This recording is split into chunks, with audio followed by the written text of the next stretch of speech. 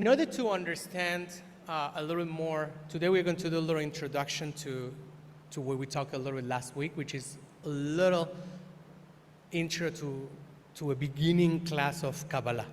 Because what I'm going to talk about Hanukkah and some of these secrets beyond the scenes and things that are not the common talk about Hanukkah, you need to understand a little background of Kabbalah. It's not difficult to understand. I brought actually a video that will understand. Remember we talked about last time about the 10 spheres, the 10 spheres, the 10 emanations, the 10 little spheres that we have there. Now here is going to be explained, okay? Hopefully everyone can. In the beginning, God decided to do the impossible, to create a finite, diverse universe within His infinite, indivisible self. God first created the mystical Sephirot, 10 divine channels through which His infinite light could be condensed, contracted, and then released as individualized attributes that could eventually give rise to a diversity of finite creations. Let us make man in our own image, said God. No sooner said than done. Man was created in his Creator's image, with his own internal set of 10 attributes through which he operates. These 10 spiritual attributes are reflected in the physical human anatomy. Let's go through them, one by one. Sephira 1, Chachma. Chachma is the initial seed of an idea, the flash of undeveloped inspiration. It enables us to be creative, spiritual, transcendent. Sephira 2, Bina. Bina is the development of ideas. It enables us to be logical, analytical, organized. Sephira 3, Dot. Dot allows us to focus on an idea so that it becomes relevant and personally meaningful. It enables us to be attentive, principled, involved. Sephira 4, Chesed. Chesed is the power to love, share, and look kindly upon others. It enables us to be generous, optimistic, sociable. Sephira 5, Gevura. Gevura is the power of discipline and restraint. It enables us to be calculated, cautious, serious. Sephira 6, Tiferet. Tiferet is the power to empathize and to harmonize kindness with strictness based on the needs of others. It enables us to be balanced, empathetic, harmonious. Sephira 7, Netzach. Netzach is the power of determination to overcome challenge. It enables us to be persistent, forceful, daring. Sephira 8, Hod. Hod is the power of humility, gratitude, and submitting to a higher cause. It enables us to be thankful, devoted, accommodating. Sephira 9, Yesod. Yesod is the power to focus on others and to build genuine relationships. It enables us to be selfless, altruistic, loyal. And last, but not at all least, Sephira 10, Malchut. Malchut has multiple functions. It is the power of speech and action, effective communication and leadership, and to be receptive to others. It enables us to be leading, communicating, achieving. So there you have it, the 10 components of the human self, the internal mechanism upon which all intellect, emotion, and actions run. God used 10 Sephirot to create His universe, and we use our 10 Sephirot to shape our miniature universes.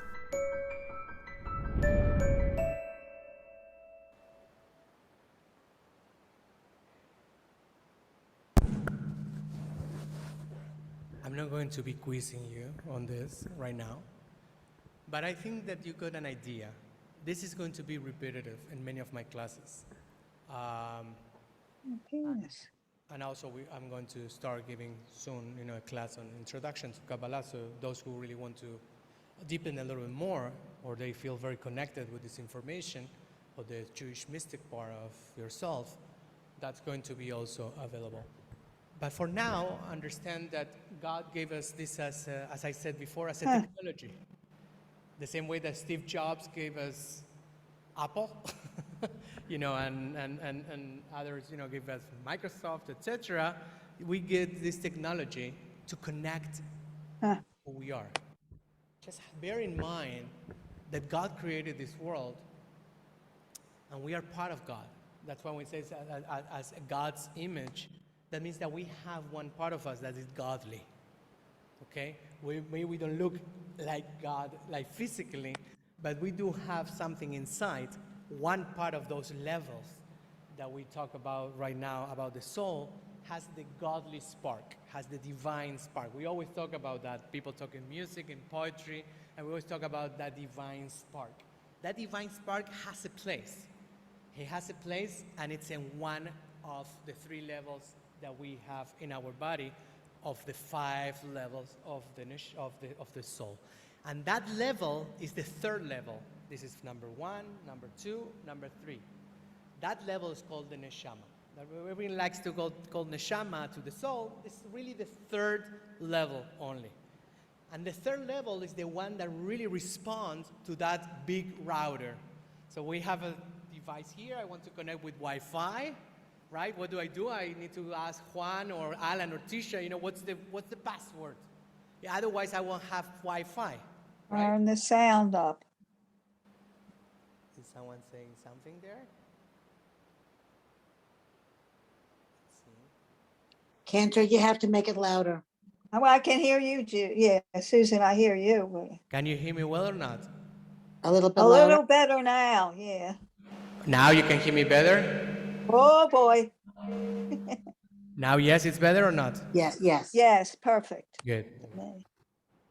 Thank you. We're improving, the sound system, so we are trying new things. Now, how do I get rid of that now?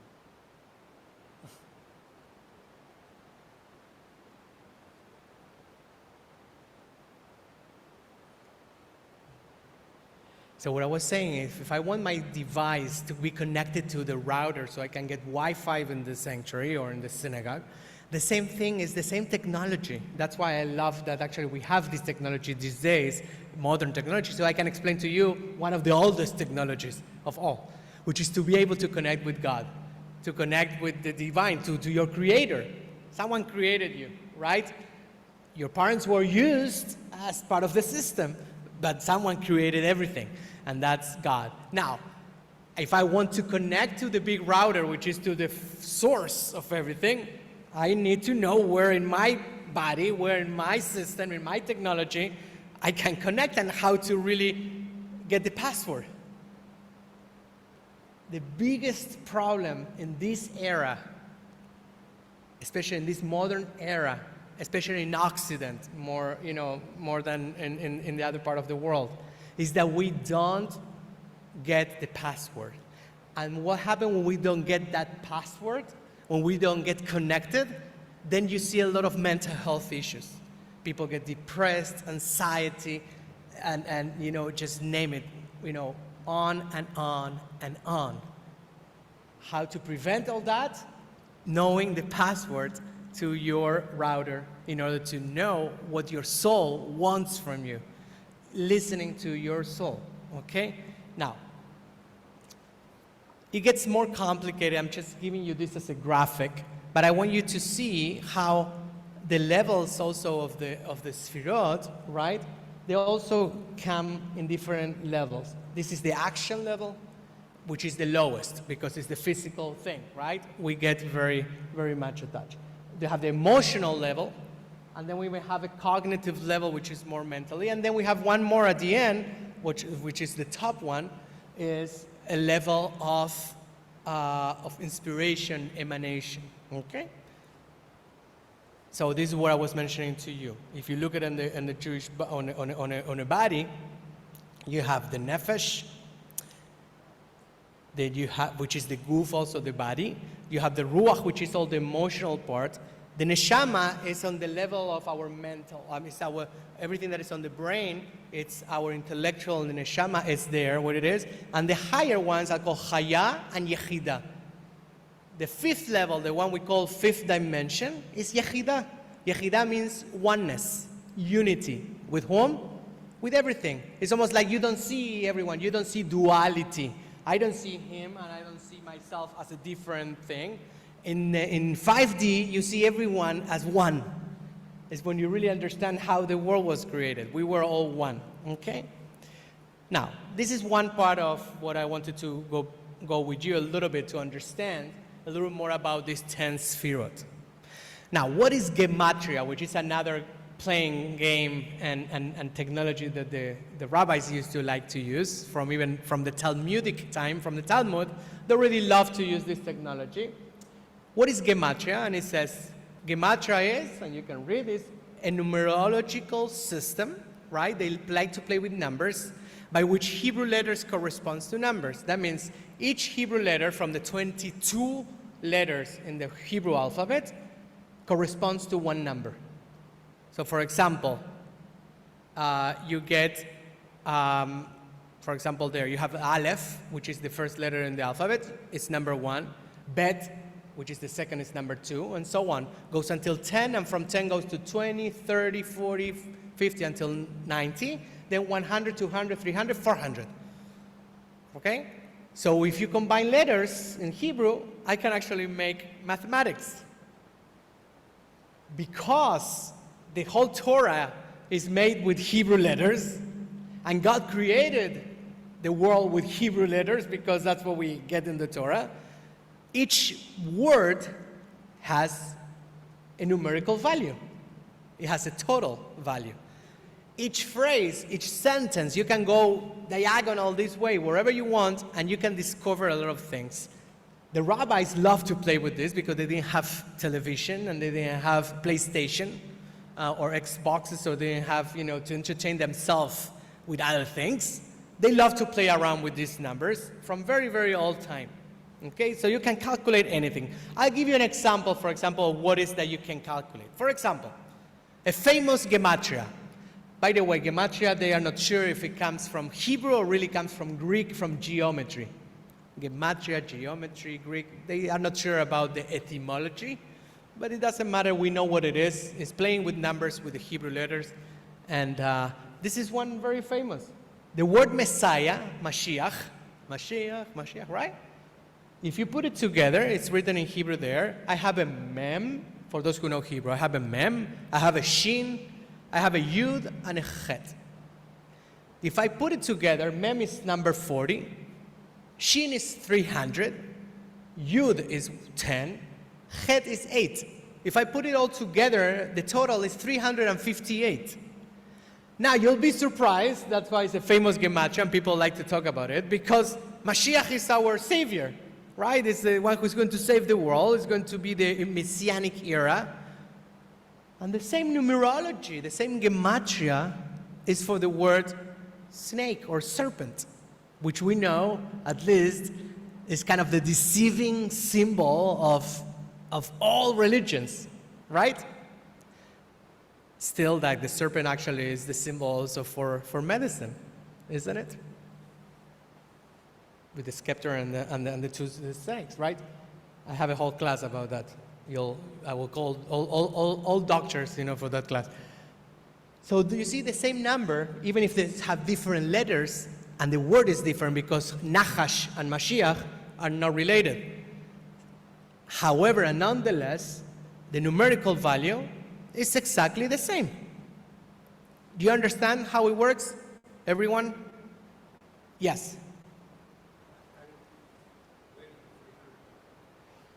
The letter shin is 300. I said when you get to certain letters, when you get to 90, then you get to 100, then 200, 300, etc.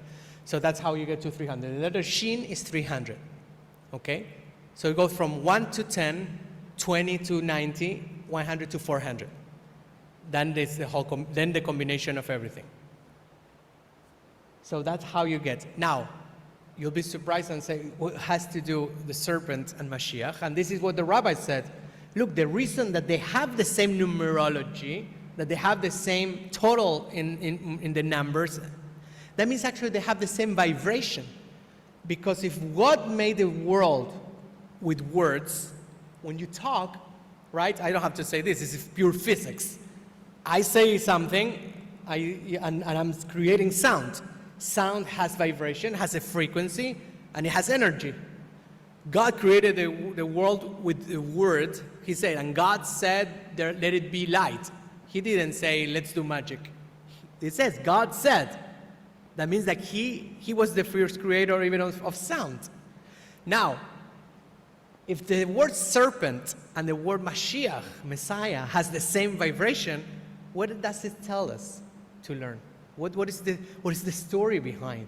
How the darkest symbol in the whole Torah and the Tanakh and the Bible has something to do with the Messiah, which is probably the light, the brightest of the symbols that we have in all eras and all religions. And the discovery that the rabbis have said is that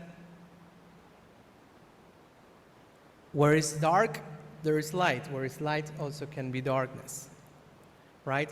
There is not so much apart. You think that darkness is over there and light is over here. There is not so much apart. And actually the only way to, and I said this in my sermon last week, right? The only way to fight or battle darkness is with love and light. What happens if this room would be all dark right now? It needs only a little match and a little flame for us not to see more darkness, right? That's what it takes. So this is important to know. Now I can start talking about Hanukkah, and you'll see why I needed to explain and give you some introduction to Kabbalah, because this is the very secret part of Hanukkah. Now, we know that the Greeks represent what they wanted to influence us and they wanted to dictate. It was not the Greek language so much as they wanted really to create an empire influenced by their culture. Their culture was called Hellenism, okay? It was based on materialistic and physical world. They created the gymnasiums. The gymnasiums were like college or universities. They walk away from knowledge. This is interesting because you think, come on, Cantor, I mean, the guys gave us all this amazing information. What do you mean walk away from knowledge? They gave us knowledge. The question is, and they always ask, what does it really mean, knowledge? They were doing idolatry. They had a whole cult to the body. They had a cult, what the rabbis will call the finite, something that is finite.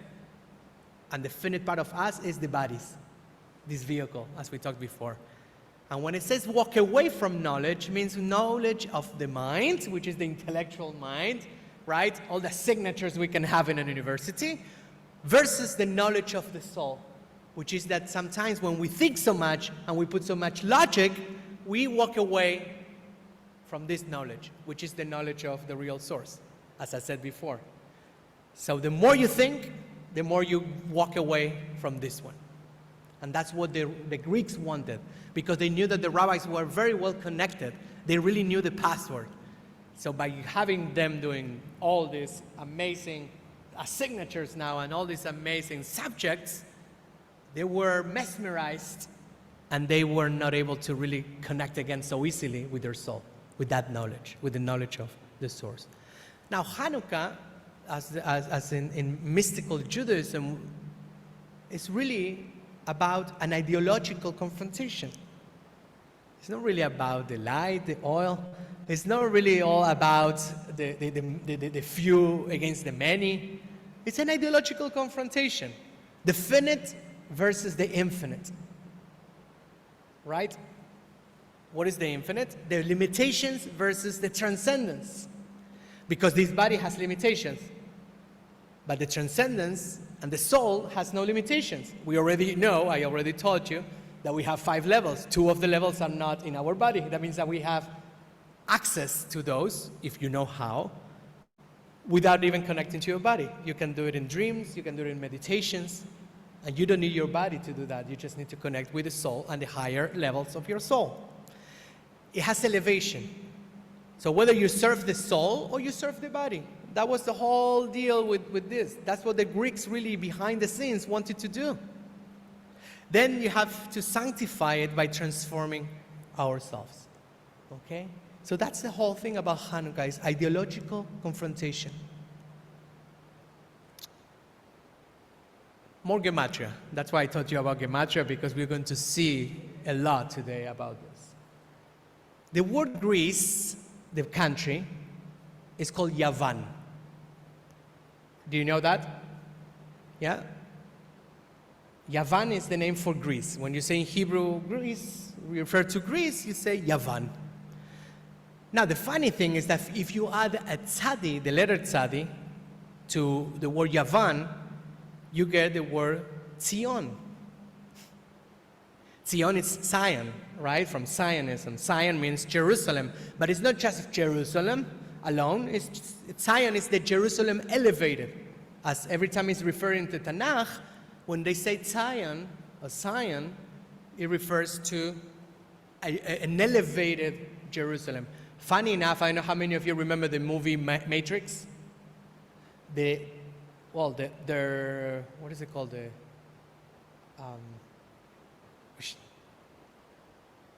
Escapes the war in Hebrew. Well, their vehicle that they go in the space. The ship that they use, but in the spaceship, right? Yeah, it's called spaceship. Yeah, the spaceship is called Zion. I don't know if you realized. Actually, Matrix, if you look at Matrix again, you'll find a lot of Hebrew and Jewish mysticism inside. Huge amount, huge. Now, the spaceship was called Zion. I mean, we're in this world, have a movie that actually the spaceship is called Zion, right? And then, here's the thing, okay? Bear with me 1 second. I will explain this very well. So we have Yavan is Greece. If a Yavan, I give now the word tzadi, the letter tzadi, which is this one, right? If I add the word tzadi, now I convert that word to Zion. And the word Zion has the numerology now that is exactly the same as the word Yosef. Who was Yosef? Who was one of our patriarchs, right? And just for you to see how things work, right? That means that Yosef seems to be something that talks about elevation. Are you following me here? So this is what the rabbis do. I'll repeat this because it can be a little confusing. I take the word Greece in Hebrew, which is Yavan, which are these three letters over here. Okay? This says Yavan. I add the tzadi to it. So to Yavan, to Greece, I add now the tzadi. The tzadi is a letter that is always recognized as the tzaddik, right? The righteousness. So I add the tzadi to it, and all of a sudden now I get the word Zion. Zion in Hebrew.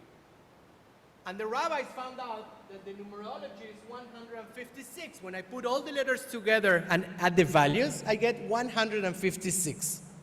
Got it? And they also discovered that the numbers 156, it's also adding all the numbers for the word, the name Yosef, which is Joseph. What is this telling us is interesting. Yavan represents Malchut. Malchut is the physical world, okay? The body, the finite. Remember, we talk about all the time now. So Yavan, Greece, represents everything that has to do with this materialistic world.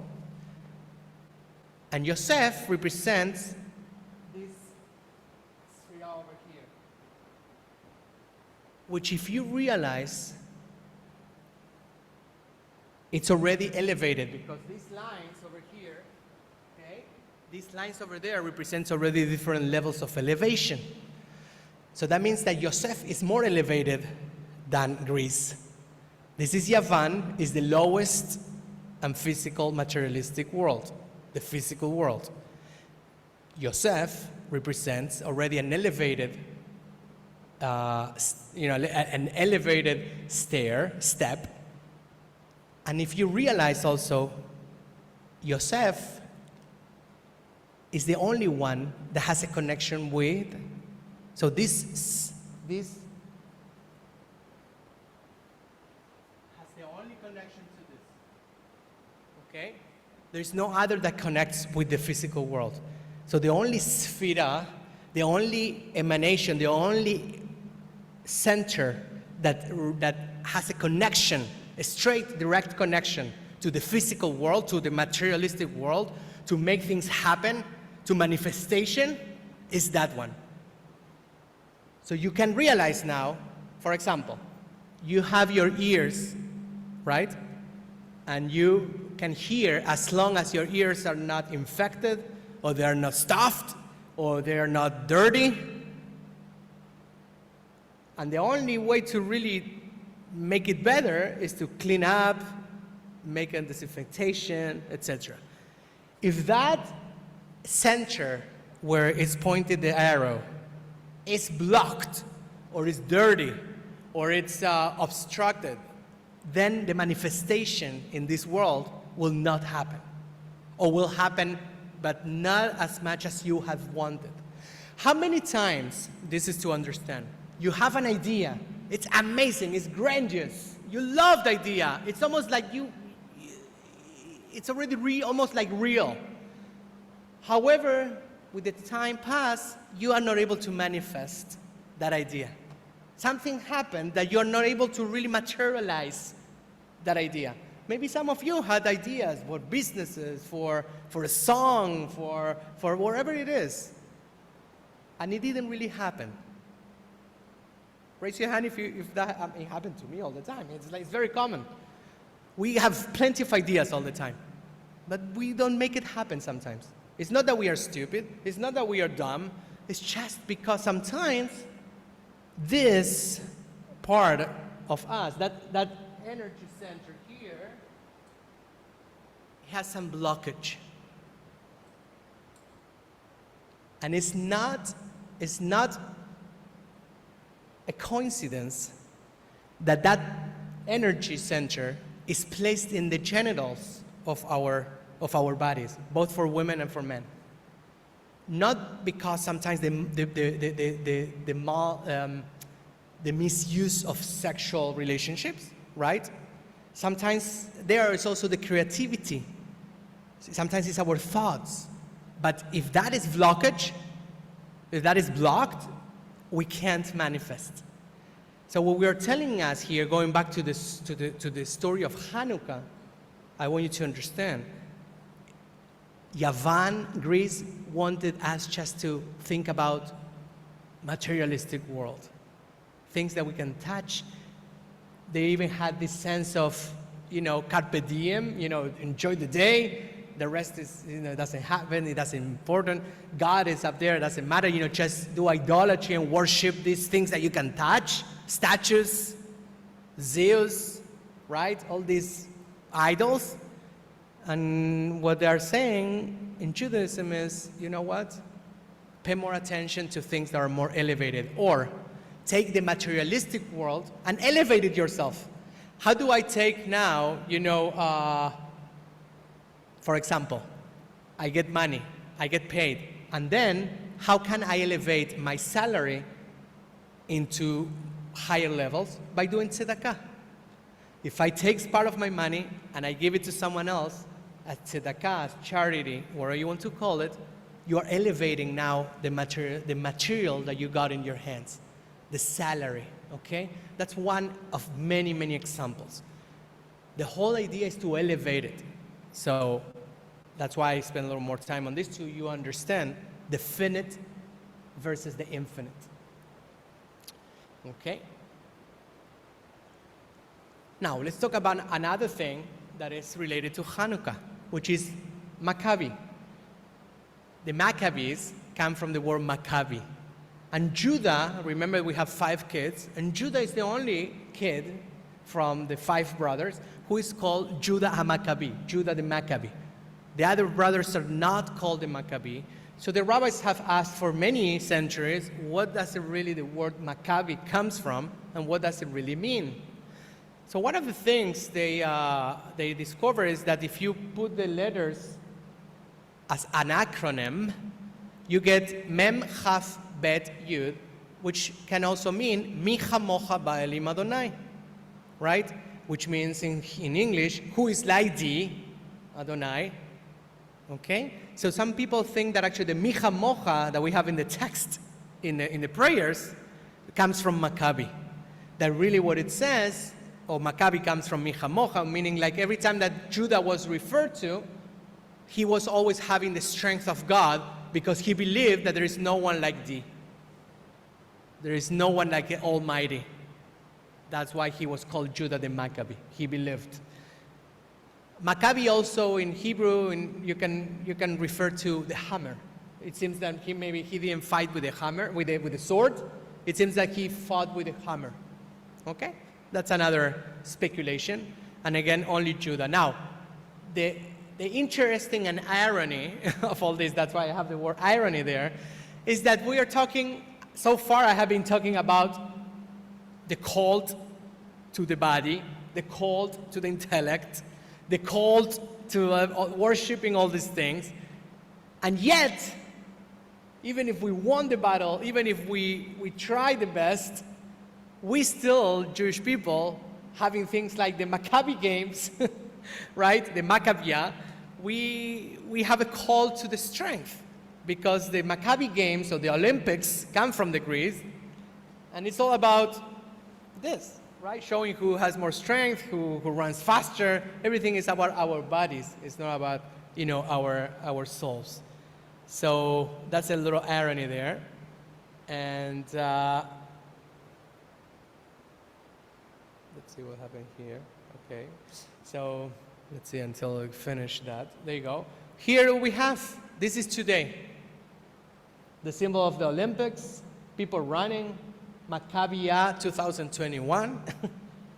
These big stadiums filled with people and sport, boys and girls coming from all around the world to Israel. Sometimes they do it in different countries. We have now a football or soccer team called Maccabi Haifa. We have a basketball team in Israel called Maccabi Tel Aviv, and so and so and so. It's really an irony that if we really think about what it means. You have a question?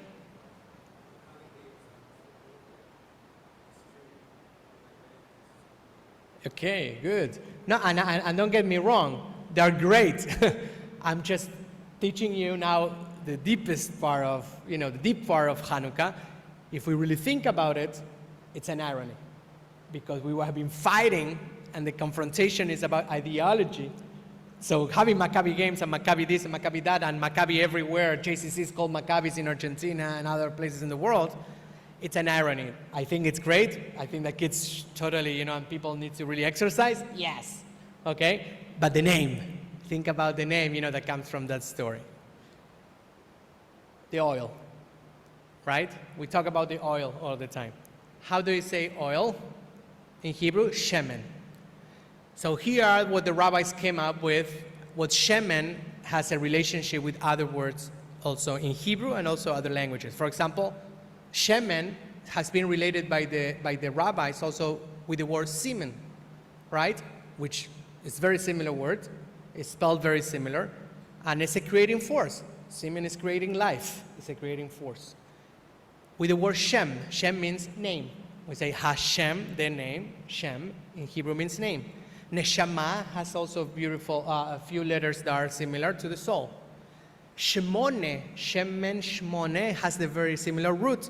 Shmone means eighth.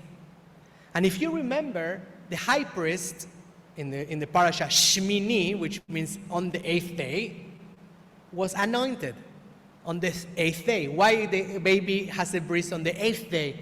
Why do we have in the diaspora 8 days of Pesach? Why is it that Sukkot also is 8th day? And why is it that Hanukkah is 8th day? So the word Shmone is a very meaningful number. The word 8, the number 8 is a meaningful number. Why? How many days was the creation? 6, and then plus the 7th, which is Shabbat.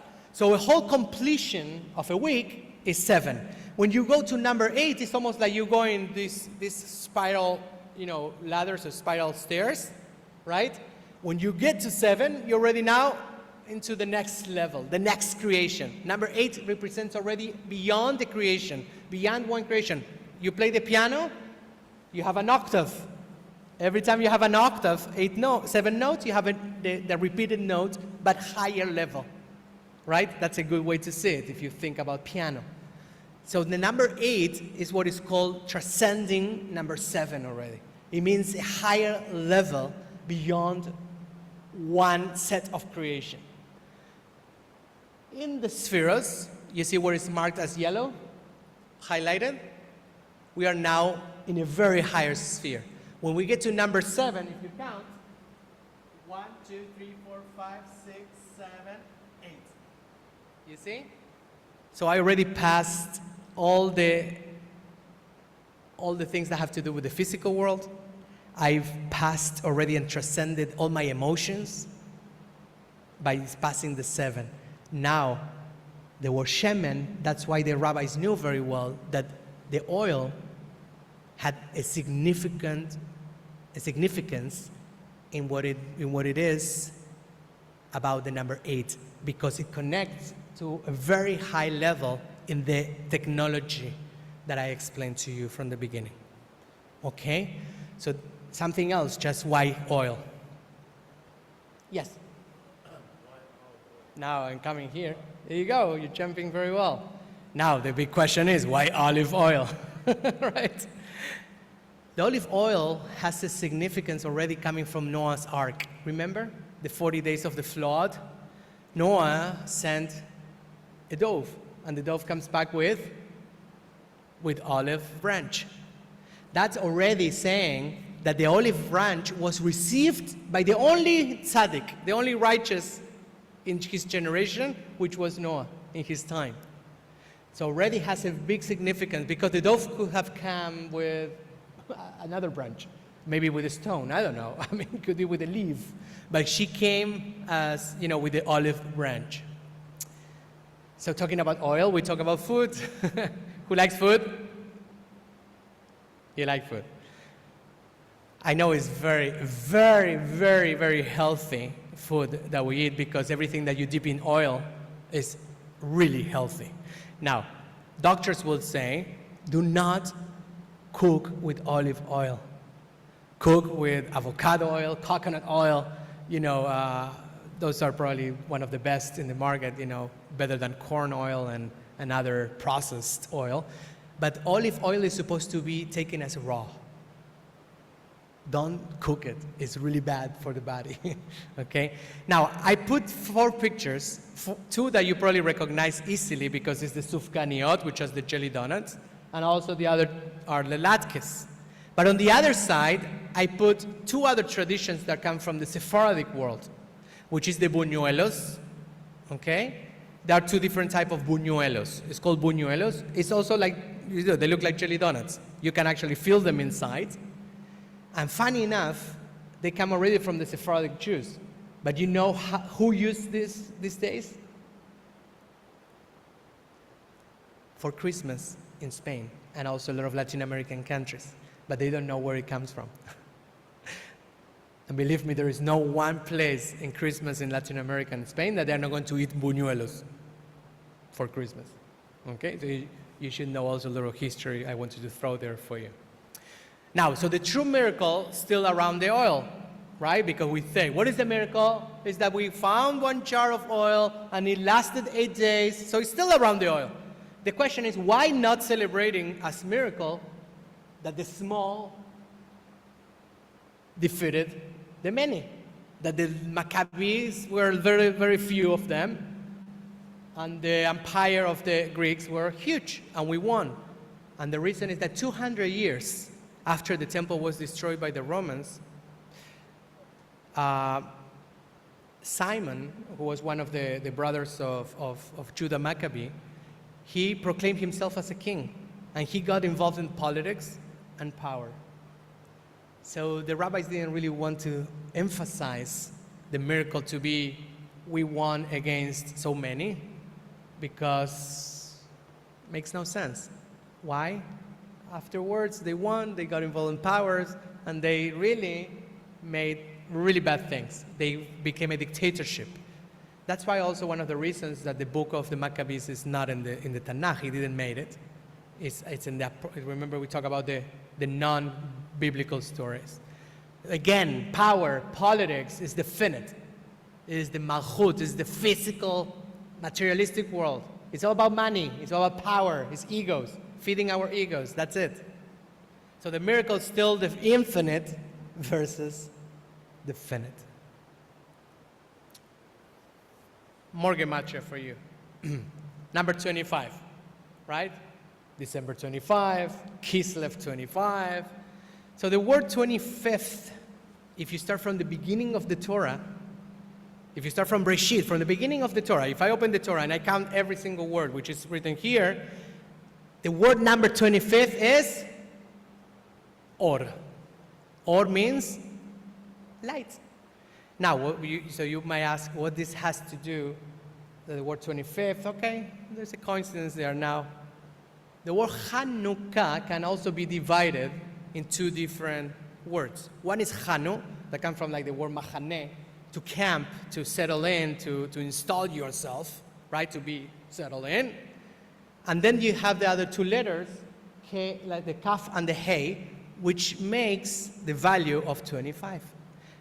That means that, in a way, what you want to instill, you want to settle in, is to be a source of light. In Hanukkah, more and more than anything else, you want to be a source of light. And settle in that, okay? There's other things with the 25th. I'm going to skip just for a second. Now, more gematria here, more playing with numbers on Hanukkah. We have 36 candles that we light, right? If you make the sum of you on the first day, if you don't count the shamash, right? On the first day, you have one candle. On the second day, 2, 3, etc. If you put it all together, the value is 36. Okay. Now, the 36 means a lot of different things. 36 times in the Torah talks about light or candle. Do you know that? No? Okay. Now, 36 candles, now that we light, connect us with every time that the Torah mentions the word light or the word candle. So every time that we are lighting these candles of Hanukkah, we need to connect at least with those words or these times that the Torah mentions the word candle or light. And now comes something very, very curious and very unique. I don't know if you heard about this, but there is a retelling and a whole narration and a whole tradition of what is called the 36 hidden tzaddikim, the hidden righteous. And those are the ones who keep the world intact. These are the ones that make that the world is not destroyed. Have you ever heard about the 36 tzaddikim? Yeah? If you have never heard, here is the description. It says, in numerous works of fiction and even religion are to be believed, then in this world are a number of people whose mere existence, just for existing, keeps the universe going. Maybe because the gods are paying them particular attention, and these few people are effectively acting as the scale by which the rest of the world is being judged. The origin of this idea is the tzaddikim nistarim. Nistarim means hidden. Lamed Vav tzaddikim, which is in Hebrew, or in Yiddish is called the Lamed Vavniks.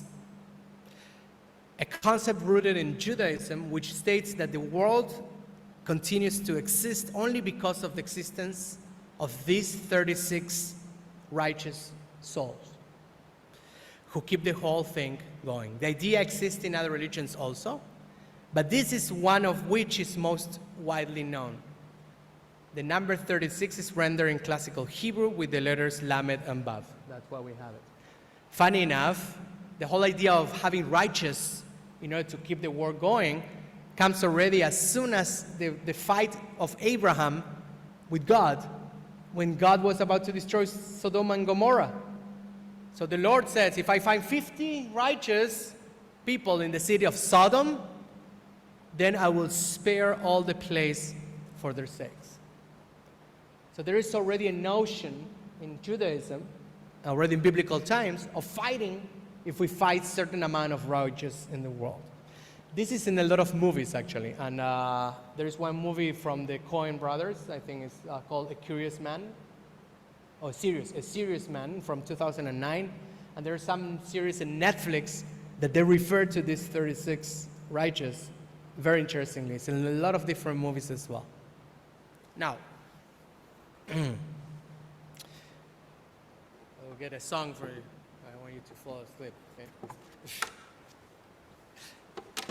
And it's too much information, a lot of information, but it's okay.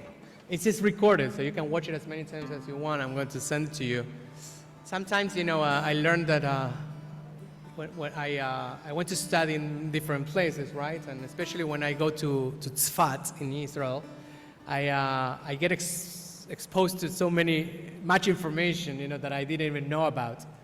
And sometimes, there are things that stay with you and things that just go like, right?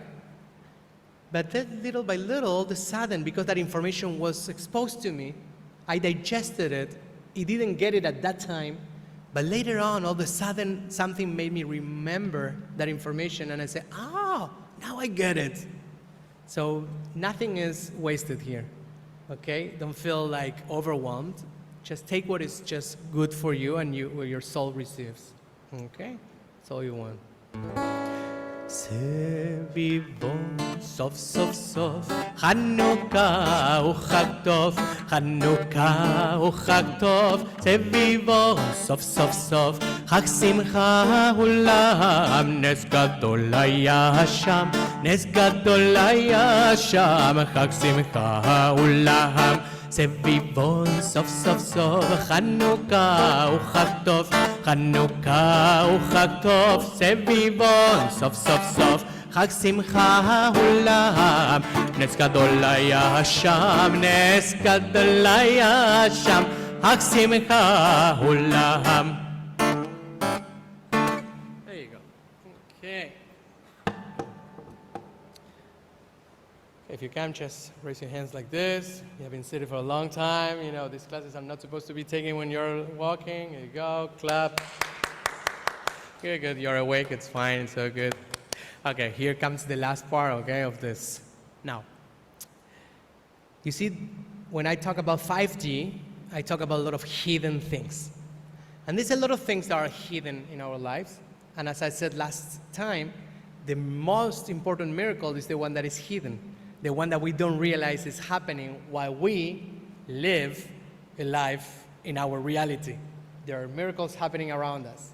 And we realize about those miracles hidden at the beginning. We see them later on, and then we say, wow, I didn't know this was happening in my life. Okay? Now, there is one type of light. There are many types of lights in Judaism. The same way also we light candles for different reasons, Yortzeit, for Havdalah, for Shabbat, just name it, right? We have a light called the hidden light. It's called Or Haganus. This was an original light from Breshit, from the Genesis, from the creation, spread around the whole creation just on the first 36 hours after the creation was over. So God finished the creation, and then from Friday noon, right, until Saturday night, that was 36 hours. 24 from Saturday and Friday, half of the day.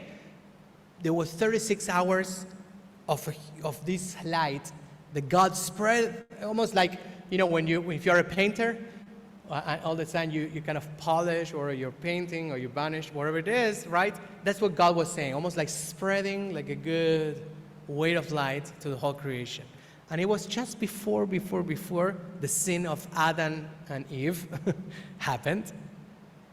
And the rabbis, the sages, said that this hidden light, this special light that was spread around the creation, is available in Hanukkah. Because it's the festival of lights. Because Kislev is considered also, because also what I mentioned last week, Jupiter has also some influence about things, and many other things that we already talked about, light. On Hanukkah, we have it for free, right? We just need to utilize it. like anything else. You have a tool, you need to use it. It brings us healing. It gives us opportunity also of being able to see without a veil, layers, right? When people think, that's again, what I said before, in our lives sometimes we don't get to see things, but all of a sudden something happened in the future, just a few months, few weeks after, few days after, and all of a sudden you're able to see what you couldn't see at the moment. That's called layers. In Hebrew, in Kabbalah, it's called klipot, shells, klipot, right? So the soul doesn't get to emanate the light that it has because it has layers. So you don't see the whole light. You just see, it's like getting, something that is, you get a candle and then all of a sudden I cover it with so many things, you won't be able to see the candle. And it won't be able to bright and to gloom because it's covered with layers and shells. But in this time, Hanukkah allows us to really see everything. We just need to be able to use it. See with clarity. So this is the Or HaGanuz I already explained to you. So hidden light that is in every situation, that's the whole exercise for us. That is in every situation, light that we need to rescue in every opportunity. In Hanukkah is available. This is one of the miracles, the light of light and wonders. So we need to know that during the 8 days of Hanukkah is there. Why? Also they say, you don't get in fights, don't talk about, vanity. Really enjoy the Festival of Lights, enjoy family, enjoy words of Torah, be able to focus on actually there's an exercise that a lot of people do, especially the Hasidim from Breslov. For 40 days, the beginning of Kislev, of the month of Kislev until the end, the 10th day of Tevet, which is a fasting day, is 40 days that they don't fight, they don't do anything that is on the negative side of their lives. Very difficult. Don't complain, don't fight. It's just amazing. It's very difficult. I tried and never was able to do it for 40 days. Now, more gematria. If we count, do you know that the box of Hanukkah candles has 44 candles in it? Why? Because if we do the 36 plus the shamash for 8 days, we have 44. Now, 44 is not for no reason, because the Kabbalists and the mystics, already mentioned that it has a meaning. 44 candles with shamash. When you have 44 candles and you light a candle, you are lighting the candle, but you also have the light that is in return to you, right? If I light the candles, I'm doing an action, but in return, I get light. So it's almost like having double lights. So one is for me, and the other one also goes above, because candles, remember in the times of the Bible, the high priest will burn things to send out the smell, and it will say, Reach nichoach l'Adonai, and will be a good smell for God. So the idea of burning and flame and candles is the idea, and if you see a flame, usually it tries to aspire to go high and higher. You see how the flame goes? Usually it tries to reach the heavens. So that's one of the symbolism. So an idea is that the 44 candles you light, 44 candles from below and 44 candles also for above, for heaven. So that's where the number 88 and the number 44 comes. Now, when you say the blessings, Baruch atah Adonai Eloheinu melech haolam, asher kidshanu b'mitzvotav v'tzivanu lehadlik ner. Usually, people say Shel Hanukkah. The original formula didn't say Shel. That was added by the non-Orthodox liberal movement, like the Reforms and the Conservative movement, because they thought it was not correct Hebrew grammar. But they made a huge mistake, because by adding the word Shel, they almost killed something very important, which is this gematria. So if you look at the regular Sephardic Siddur or a regular traditional Orthodox Siddur, you'll see that says Lehadlik ner Hanukkah. It doesn't say Shel Hanukkah. That's why I put it in parentheses. Also, because if you take the first letter of each word,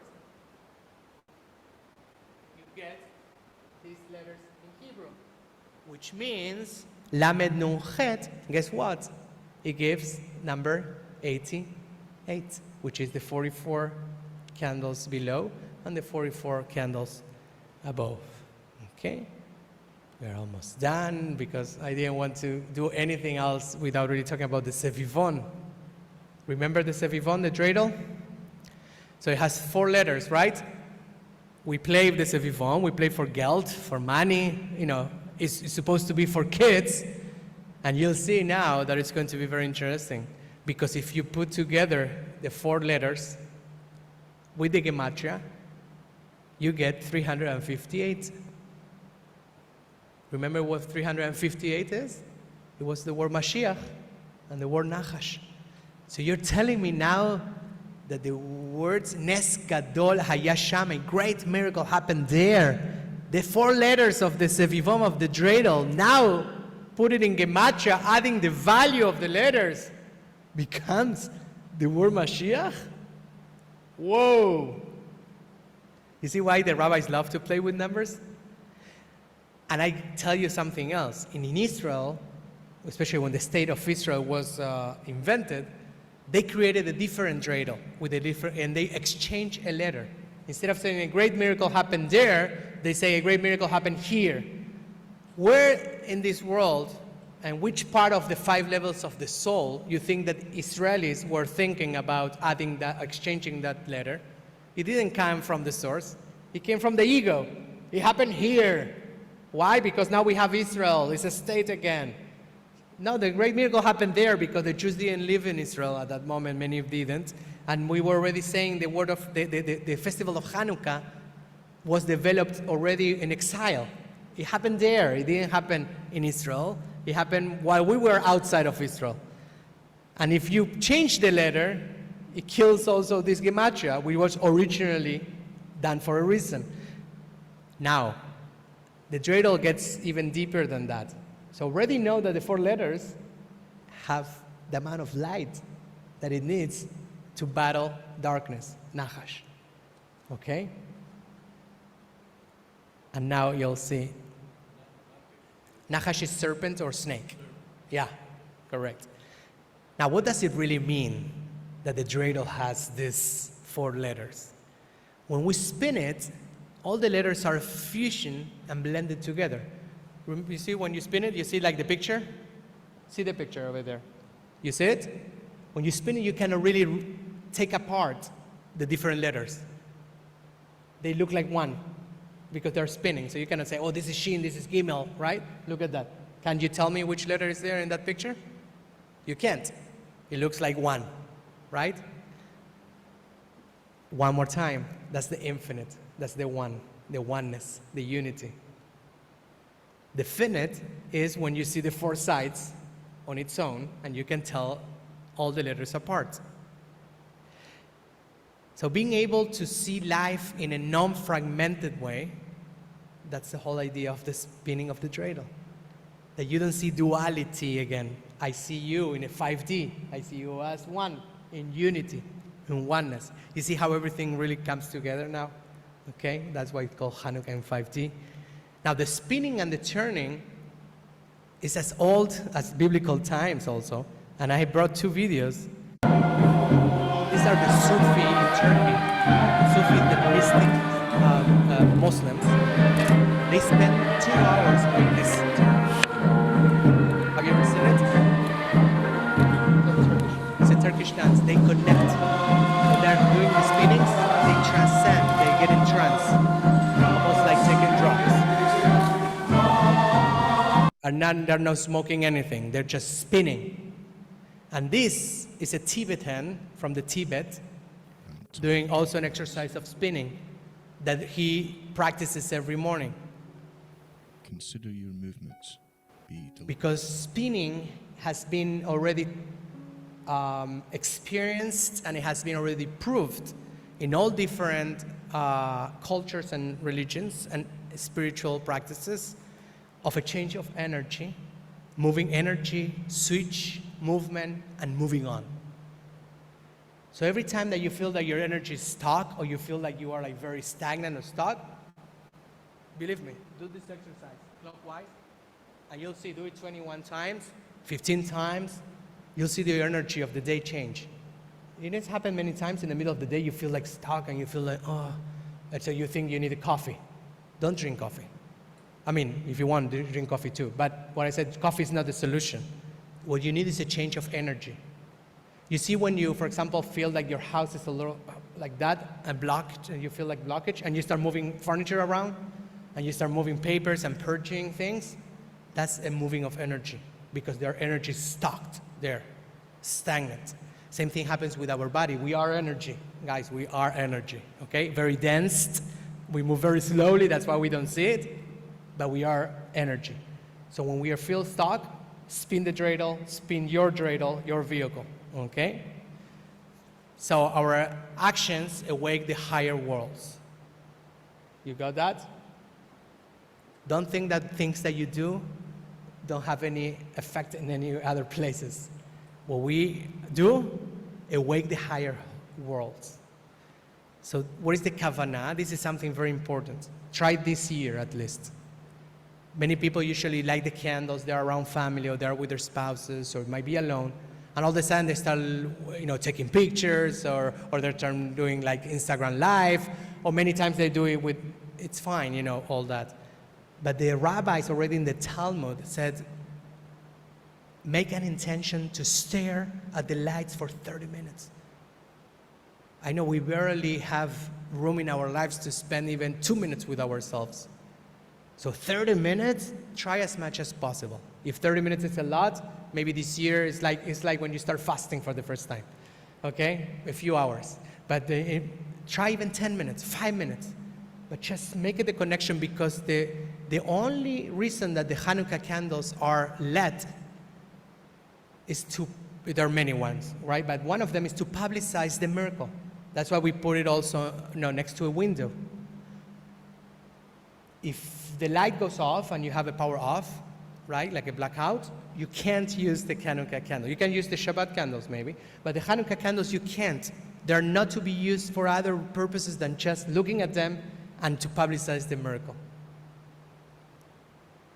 Okay?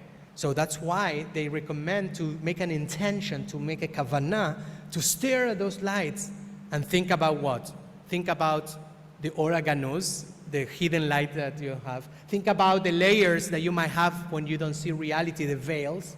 There are a lot of things. I gave you a lot of tools already to think about to make a good kavanah, a good intention. Try to practice at least one this year. Don't try to do all at the time. Every positive and impactful action that you do creates light. Every candle that we kindle gets duplicated in heaven. Light will light and light will receive, as I said before. So here are more laws and kavanot about lighting the candles. So we love the Hanukkah, the Hanukkiyot, the menorahs that are huge, and then we need a ladder and get there, and the Chabadniks love to do that. I have one at home also that is huge, that I made. The reality that the rabbis have suggested that those Hanukkah candles are fine for publicizing, right, the miracle, but for the purpose of the kavanah, of the intention, your Hanukkah shouldn't be like higher than this. Why? Because they're trying to do is to pull light from above to give in the candle. So if there's very high, I can't pull out, right? I can't pull energy or light from above. The Hanukkah, that's why I say minimum 30 centimeters, from the floor. At the time of Hanukkah, you need to try not to mourn, right? Try to be happy and avoid sadness. Remember last time we talked that they were celebrating Sukkot? The first Hanukkah was really Sukkot.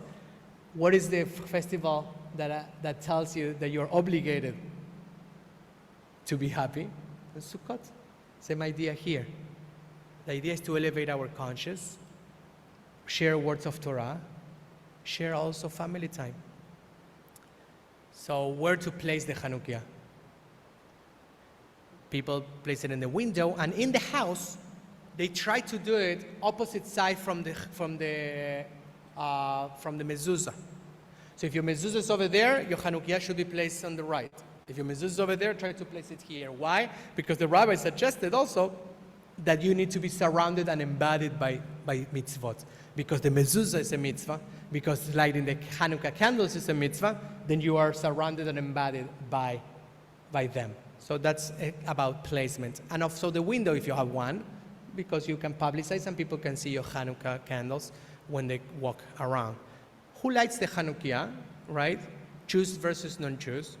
So the answer of the rabbis is yes. Of course the non-Jews can also, but they have to do it without the blessing, unless they want to convert to Judaism. Why? Because the blessing says, Asher kidshanu b'mitzvotah, which means that you have sanctified me with these mitzvot, with these commandments. The non-Jews were not given these commandments per se directly, so they did not get the commandment. That means actually they don't need to say the blessing, but they can also, light the Hanukkah candles. Why? For all the different reasons I gave you from last week and this week. It doesn't hurt to have people, who want to light the world and to be or lagoim and to be or to everyone, to be light, for the entire world. This is my last slide. That means actually we are about to finish. And do you know that there was a huge discussion? We talk about oil all the time, but most of the people in this world, they light candles. So there's a whole discussion there for next year, right? Because if you are sanctifying the oil, and we talk about oil, lighting candles would make no sense, right? But doesn't matter. We understand the whole meaning behind. How do you say this type of candle, that is the wick and the oil? In Hebrew, it's called ner plita shemen. If you take the first letter of each of these words, ner plita shemen, you get nefesh. And nefesh is one of the levels of the soul. It's the lowest. It's the one that is more connected to the ego, but it's still one of the levels of the soul. So to finish up, this is my last phrase that says, our soul is here to lit the world every single time. And that's the big message for Hanukkah. I hope you enjoy the 2 classes. Yes, have questions? Thank you. Yes. Sukkot is the only festival that the rabbis have suggested. Actually, no, the rabbis. The Torah says, "Ve'ayita ach sameach." That in that festival, first of all, it's called the festival. It's not it's just a holiday. It's the festival, and you have to be just happy, rejoice in your festival. Yes, whether we like it or not, at least it's a mitzvah. It's a mitzvah because it's written in the Torah by God, so that's why it's a mitzvah. It's not the rabbi saying it is a mitzvah, it comes from the Torah. Questions?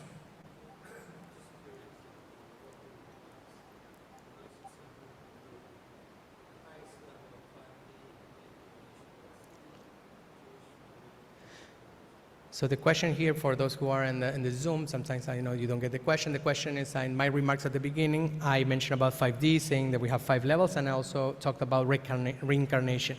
And the question is, what is the take of Judaism in reincarnation? Okay, so I will give a whole class on reincarnation, but everyone is familiar with, we say the Shema twice a day, right? The Shema Israel. We said it in the evening and we said it in the morning. And then there's one more that is called Shema a la mitah. Shema at the bed, when you're about to go to sleep. We usually teach this to the kids and everything. Now, some people just sing the Shema, but that has a whole 5-minute ceremony around it. Meaning that have some prayers before and some prayers after the Shema, when we do it at the bed, when we are about to go to sleep.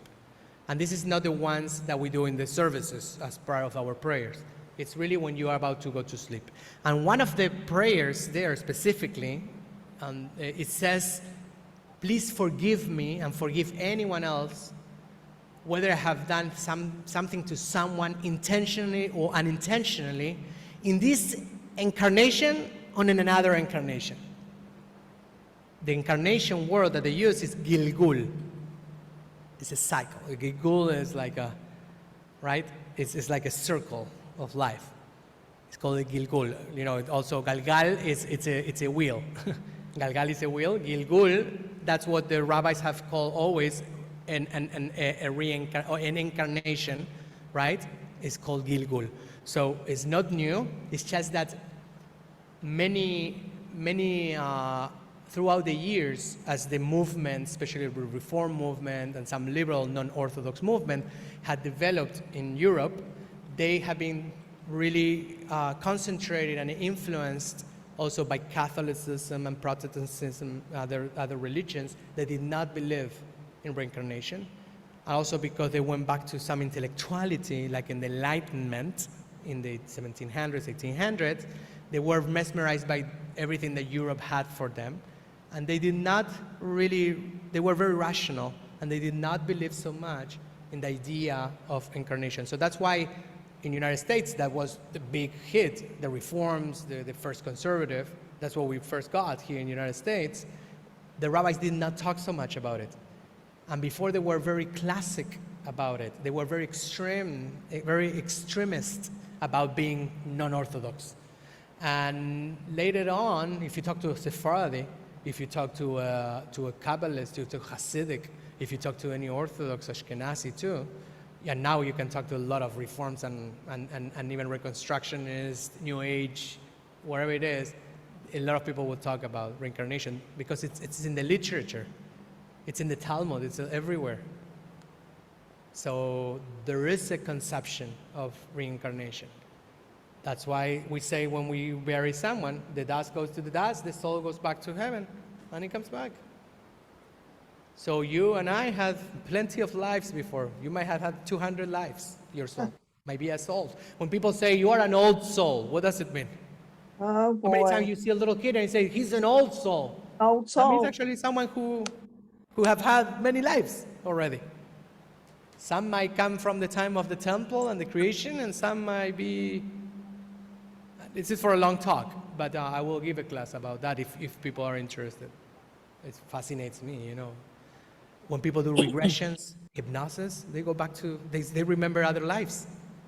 But what Brian Weiss, who was a scientist, you know, in Mount Sinai in Miami, did, you know, many masters, many slaves, you know, you can read his books. He was very scientist and everything. All the time he sees by hypnosis, all these patients are talking about regressions and talking about other lives, how they got, you know, how they died in other lives, and he was able to cure and heal these patients by healing, you know, things that were unconcluded from other lives.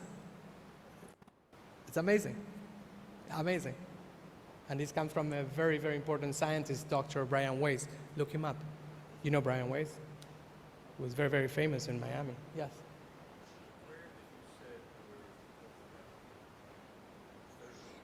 Yeah. Ashkiveinu is also there. No, it's not Ashkiveinu. Ashkiveinu is one of those prayers surrounded by that Shema that we say in the, it makes sense that we say Ashkiveinu. One of the prayers is also Ashkiveinu. Yes. It's repeated from the night, it's repeated to the bedtime. Any questions from the Zoom people? Do we get anyone left? Everyone fell asleep? Thank you. Thank you. God bless you. Okay. We want a class about reincarnation, definitely. Oh, you want to talk about reincarnation? Yes, you We'll can give you, give my 10 wife and I classes. we'll give you a few series about reincarnation. Oh, definitely. Yes, please. Any other questions? No other questions? Okay, we'll give you a last song and then we'll call it a day. A lot of food for thought here. A different Hanukkah, that's for sure. Okay. Have any songs that you like from Hanukkah more than others? All of them? No? I was singing one actually that says very funny. You probably, I don't know if you know this song, but I learned it in 2003 when I attended my first Cantor's convention in Los Angeles. And it says like this. Hello there. Are you there? Antiochus, Okay. such a mean dictator, had a gig in the big theater. His ego was a big inflator. Bow to my idols, see you later. We won't bow down. No, no, we won't bow down to any man. We won't bow down. No, no, we won't bow down to any man. That's a great song, actually. So let's see if we can practice just the refrain. We won't bow down to any man. That's what it says. So I will say in the first part. Antiochus, such a mean dictator, had a gig in the big theater. His ego was a big inflator. Bow to my idols, see you later. We won't bow down. No, no, we won't bow down to any man. We won't bow down. No, no, we won't bow down to any man. They were talking and reading and acting Greek. Naked gymnasium 3 times a week. Wherever, I don't remember the lyrics here now, but everyone sing with me the refrain. We won't bow down. No, no, we won't bow down to any man. We won't bow down. No, no, we won't bow down to any man. We won't bow down. No, no, we won't bow down to any man. We won't bow down. No, no, we won't bow down to any man. Happy Hanukkah. I see you this weekend, everyone.